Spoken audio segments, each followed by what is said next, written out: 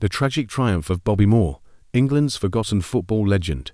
Robert Frederick Chelsea Moore, known to the world as Bobby Moore, was born on April 12, 1941, in Barking, Essex, into a working-class family of modest means. From a young age, Moore displayed an extraordinary aptitude for sports, excelling not only in football, but also in cricket.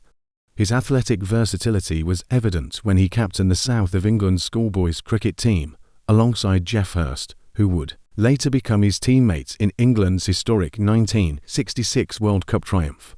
While cricket showcased his early potential, football became his true calling, a destiny that would elevate him to the pinnacle of English sport and etch his name into history. At 15, Moore joined West Ham United's ground staff in 1956, immersing himself in the club's academy system. This environment, where senior players mentored younger talents, proved formative. Under the guidance of Malcolm Allison, a key influence, and later Ron Greenwood, who coached England's youth team and managed West Ham, Moore honed his skills. In 1958, at just 17, he signed his first professional contract with West Ham. 3 months later, on September 8, he made his first team debut, donning the number 6 shirt that would become synonymous with his legacy. Ironically, he replaced his mentor Allison, who was sidelined by tuberculosis and never returned to top-flight play for West Ham. Initially described as a competent but unremarkable schoolboy player, Moore's ascent to world-class status was driven by relentless hard work and an intellectual approach to defending. Lacking raw speed or exceptional aerial ability, he compensated with an innate ability to read the game, anticipate opposition moves, and execute perfectly timed tackles.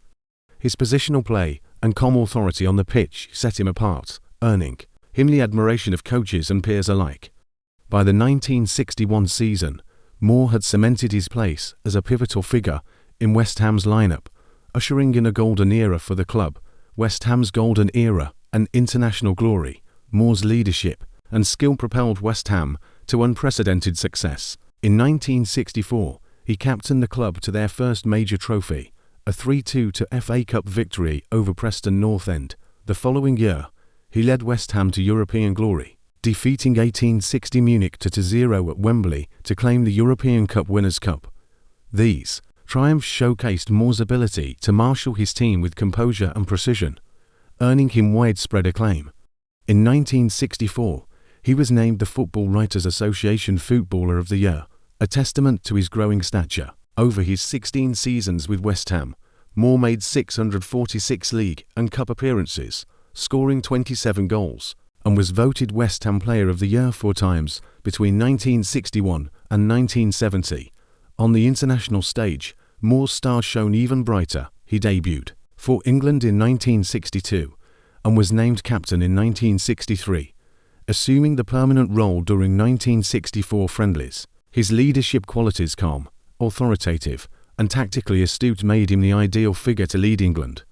By the time of the 1966 World Cup, hosted on home soil, Moore was at the peak of his powers. However, his participation was nearly derailed by a contract dispute with West Ham, which left him technically ineligible. Only the intervention of England manager Alf Ramsey, who summoned West Ham's Ron Greenwood to resolve the issue, ensured Moore's place in the squad.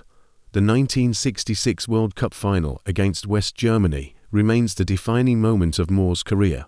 Leading England to a 4-2 victory, he became the only English captain to lift the Jules Rimet Trophy. The iconic image of Moore wiping dirt from his hands before receiving the trophy from Queen Elizabeth II became a symbol of his grace under pressure. For this achievement, he was awarded the BBC Sports Personality of the Year in 1966, the first footballer to receive the honour.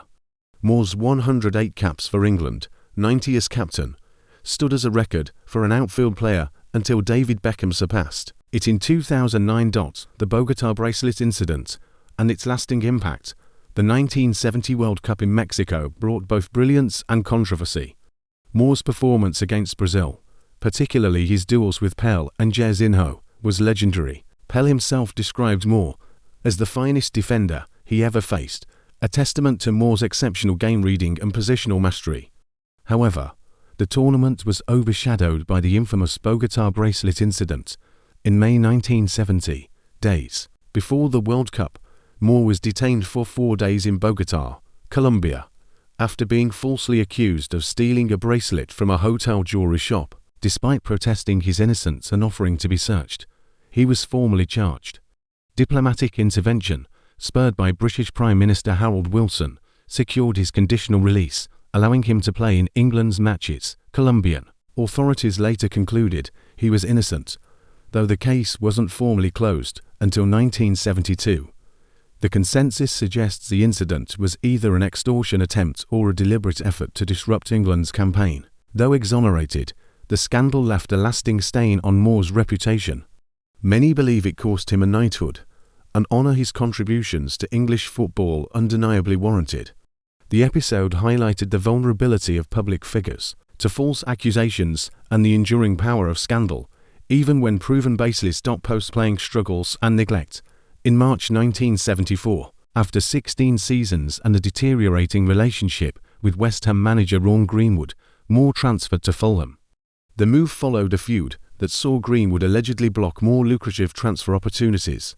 At Fulham, Moore played 124 games before brief stints in the United States with San Antonio Thunder and Seattle Sounders, and in Denmark. Despite his vast experience and leadership credentials, Moore struggled to secure meaningful roles in football management.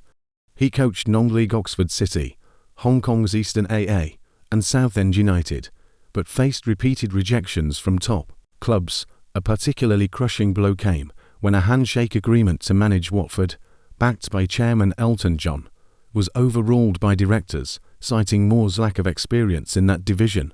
Moore felt shunned by the football establishment. Harry Redknapp accused West Ham of betraying him, citing instances where Moore was asked to leave Upton Park for lacking the correct ticket. The Football Association also failed to offer him coaching or ambassadorial roles, a stark contrast to the reverence he commanded as a player. This neglect was compounded by financial hardship. Players of Moore's era were poorly paid. His 1966 World Cup bonus was a mere £1,000, about £17,000 today. Post-retirement, Moore's business ventures through Bobby Moore Limited faltered. A failed attempt to convert a stately home into a country club drained his savings through legal fees and creditor payments, pushing him toward financial ruin. These pressures contributed to deep depression and the breakdown of his marriage to Tina in 1984. Health battles and tragic end. Moore's health struggles were as devastating as his professional ones. In 1964, 2 years before the World Cup, he was diagnosed with testicular cancer, which was successfully treated but publicly downplayed as a minor injury.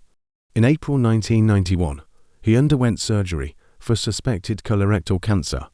By February 14, 1993, Moore announced he was battling advanced colorectal and liver cancer. Just 7 days later, on February 24, 1993, he passed away at 51, the first of the 1966 World Cup team to die.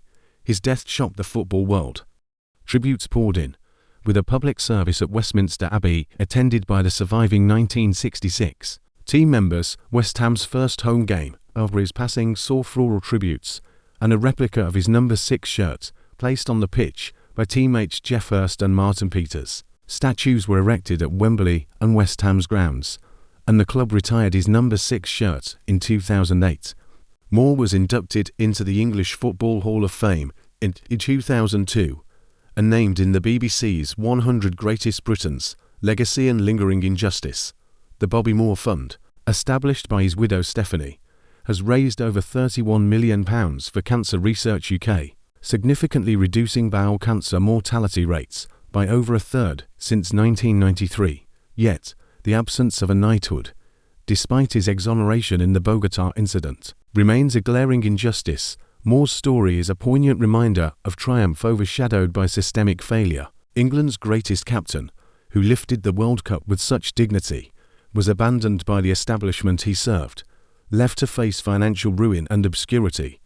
The man who wiped his hands clean to hold the Jules Rimet Trophy deserved far better from those who only honoured him in death.